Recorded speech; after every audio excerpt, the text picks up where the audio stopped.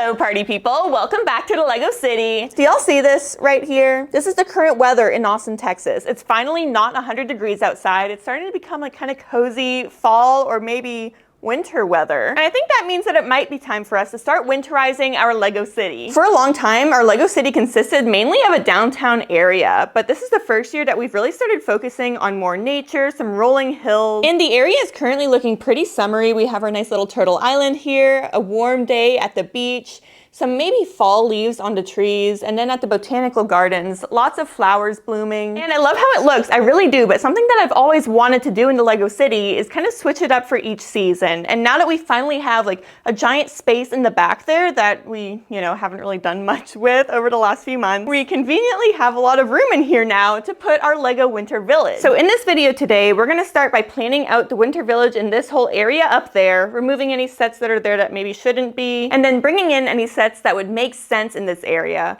But also, because we have so much greenery in the Lego City and trees here, we're gonna start winterizing it and making it look kind of like snow has fallen, make it look kind of cozy. We've kind of started doing something similar over here. This is a really nice start, kind of what we're going for, but everywhere. And also, I'm really sick of these little trees. They're, they were a good start, but that was pre-Emily figuring out how to build mocks. We wanna aim for trees that kind of look like this, something more substantial. And this also includes packing up any seasonal items in the Lego City, such as the pumpkin patch. But there's also another huge thing with the Lego City that we've been wanting to tackle for a while and we just hadn't gotten around to it, and that's automating builds and motorizing things. I know a lot of you already know this, but me and my husband both have our master's degrees in programming, and we haven't really done anything with that with Lego yet. But in this video, finally, we're gonna try to find a way to motorize this little streetcar from last year's Winter Village set. We were initially thinking about just putting that on this track and having it just go around like normal, but I wanted to be part of this Winter Village section and put it onto this level here to just kind of go back and forth and back and forth. So we're gonna try to find a way with programming to make that happen. My husband Ross already has a few prototypes for that working. I promise it's really cool, but the first thing we're gonna do is start laying out our Winter Village sets in the back there. First, I figured it would be a good idea to show you our current kind of Winter Village setup from last year. Yes, I said that right. This is our setup from last year. I never took it down. I think they look nice and I just never got around to it. Definitely a lot to work with there. And now Ross is here because he's gonna help me to bring those Winter Village sets into the other room and just kind of lay them out how we hopefully think makes sense.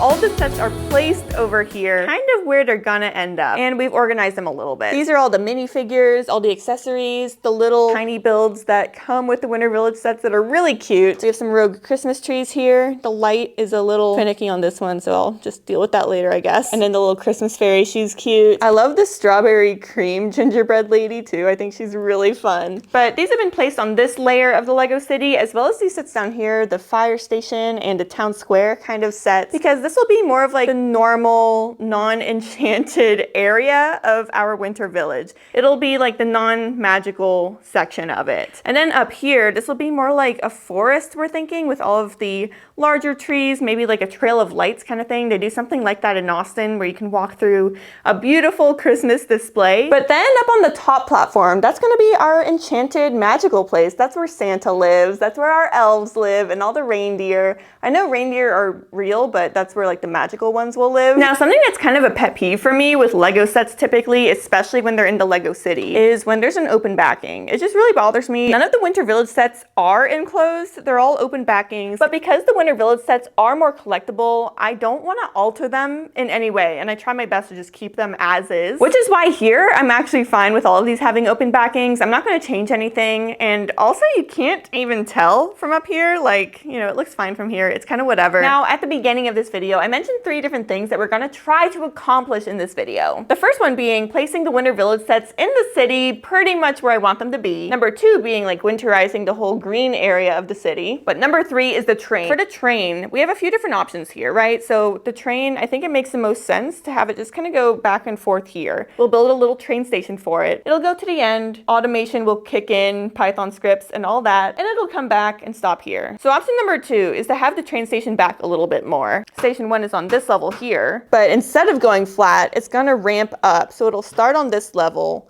and then end at the North Pole, where the station will be on that upper level. It'll have a ramp going up and down here. But if that doesn't work out, that'll be fine. We'll just have it going back and forth, horizontal, no slope, and it'll still look really cool. And so at this point, before we move forward with like really integrating these sets into the area, we want to start playing around with the train. And Ross has been working on this ramp situation with the train, so let me show you where he's at with that. When it comes to like Lego trains, I have a real big issue with it. A lot of people do. It's just a lot of space. So most of like the Lego trains involve like a lot of spinning, right? You need to have everything in a loop for the train to keep going. And I really want to incorporate a way to just make the little trolley from the Winter Village set just go like back and forth at like a really slow pace. I came up with this little design here that utilizes a little bit of the old school Mindstorms. It has all these little worm gears here that spin these little gears, which in turn spin the wheels on the track. And you can see that here like so. It looks pretty cool, right? So I was actually pretty impressed by how much power I was able to get out of this. And I came to a really big issue. Like, how do I get the trolley to stop and go back?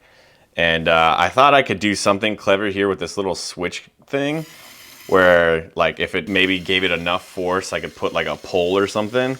But you can see at the most it'll just stop. I think about 3 days in, I just finally gave up and was like, I don't know how to do this. I did some research. I think I'm gonna have to start playing with like some Mindstorm stuff and maybe like some color sensors and programming, which sounds fun, but I am a little bit disappointed in myself that I wasn't able to figure out a way to do this with just analog technology. Either way, I do plan on still incorporating like this little motor setup here, even if I have to upgrade to a new Mindstorms motor. And that's because we only have one of the official Lego train motors, and I want to keep that on the Disney train. So I don't want to have to use that one on this. So we're probably going to stick with this design, and then I'm going to mask the trolley over this. Something else that's really cool too, I kind of learned this from the Super Mario sets, believe it or not, is that when you use these little splat gears here, you can actually use studs offset by a stud, and it'll actually make the gears turn. So you see, if I drive right past it, it spins the gear, which is pretty cool. And then I thought, well, since we're doing the Winter Village, we can use this little ski thing here and spin it that way. The unfortunate problem though is that that gear is not strong enough. So you can see it just kind of misses it. It takes a lot of force to spin that thing. Now, something else I want to show you is I really want to include an incline. So this is something I've never really done with the Lego train track pieces. This is just some loose pieces here. And I have the train tracks going at an incline of pretty much 1 brick per track. Emily described this motion of like almost watching something in stop motion, but in real life, because there's like a lot of little jerkiness, I guess, caused from the worm gear or something. But it works pretty well. And it is going at the speed that I would like to see the trolley move at. Ideally, I'd put a little color sensor right here, so there'd be like a color tile that the sensor would read. It would stop, maybe wait at the station for a few seconds, and then head back down and do the same. So what I want to do now is take this ramp, put it in the Lego City, and see if it'll look good or not. All right, so I did not do any measurements on this, so let's see how this works out. Oops. I think I might be able to fit like 1 more track in here, so I can maybe increase the height a little bit. It almost looks like it stops at the North Pole, so that'd be kind of cool, right? Yeah. Let's give it a shot. I think Lady Bird's afraid of the train. Ross and I just chatted a little bit more about this, and there's a lot that we like, but there's also some things that we really don't like about this. So we're gonna try to find a way around it. So the first thing, and I think the big thing for both of us, is like, if the train is going back here, it's behind the buildings, and so you can't really see it. Almost completely hidden from over here. But then Ross went and grabbed one of these bad boys. Now these are actually like somewhat rare, I think, because that yellow piece always falls off, so they're kind of difficult pieces to find intact. But what we're planning to do with this is place it here maybe, and have the train, instead of going behind the buildings, it'll go up along the front part of this upper level, and it'll still do the incline to go in front of the North Pole section. But then this part here will slope down and then go in front of these buildings. So we still get a really cute little Christmas train scene in the downtown kind of town square section of our Winter Village. And we'll be able to automate it with the color change to kind of start here, end down there, and then also like have the color here and then end down there and come back. but I don't think we're going to be able to automate this thing here. We can look into it. We're going to play around with it a little bit more to see if it's possible. But if anyone has any ideas on how to automate it, let me know. So now we're going to lay down the tracks to see how that works. I was kind of worried about space, but we have so much room. We don't really have too many Winter Village buildings. There's definitely room for a train, so we're going to lay it out and see what it looks like. Now Ross is testing it out for the first time since we wanted to be sure that the train actually stayed on the track. We were worried that there might be some uneven parts since the track is inclined. Yeah. But it's all good. It worked out really well. Something else that we were debating for a little bit is what the railroad tracks should actually look like. Currently, we have these brown tiles on some of the tracks, and I think it looks really nice for a railroad track for a classic train. But for more of a city tram in our Winter Village, we wanted to just cover it up in white, make it look really snowy. And since train tracks take up so much space in general, I wanted it to blend in seamlessly with the surroundings, so having white in the middle and just drawing as little attention to it as possible is what I'm going for here. Anyways, looking down to the greenery now. First, I had to get rid of our little pumpkin harvest area. And as I'm doing this, I tried to find the bins to put the pieces in. So like, you know, pumpkins, I'll go in one bin, all of the leafy things go in another bin, the brown tiles for the gate go in their own bin. To try to be as organized as possible with this because taking apart Lego can be very chaotic very quickly. And while I loved having this little area here for fall, the little pumpkin patch, corn maze, and the graveyard behind it, it was unfortunately time to get rid of it so that we can make room for new things in this area. And so once all that was cleared away, I started adding snow to the hills. I wanted it to look natural, and it's not like fully covered in snow. I feel like that's kind of ridiculous, but